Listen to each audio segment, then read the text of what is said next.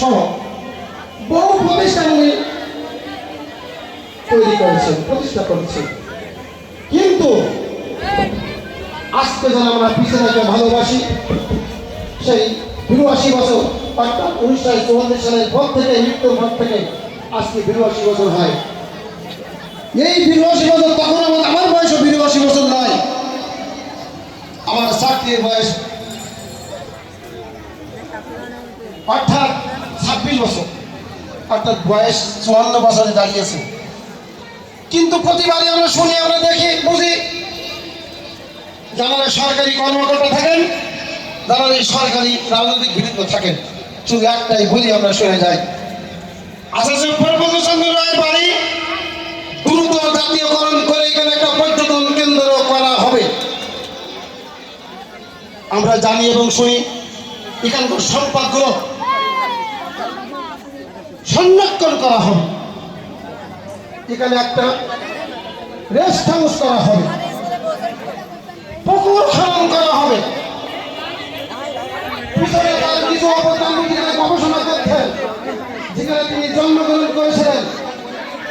ওই বিল্ডিংয়ে যদি আমরা কেউ উঠতে যাই, তাহলে যে কোনো উঠতে সম্ভাবনা রয়েছে। শুধু আমরা দেখি আর শুনি। আর এই অনুষ্ঠান তাই এই পর্যন্ত আমরা যে এসেছি, এই পর্যন্তই শেষ। এরপরে আমরা এখানকার মানুষ আর আমরা কিছু পাই নাই। সম্মানিত অতিথিবৃন্দ, সম্মানিত এলাকাবাসী, আমরা মাইকেল মধুসূদন দত্তের কথা শুনেছি এবং সেখানকার বাড়ির অবস্থা দেখেছি, সরকারি ভালো হয়। আমরা রবীন্দ্রনাথ ঠাকুরের কথা শুনেছি, সেখানে অবস্থান করেছি, আমি দেখেছি সেখানকার অবস্থা কি।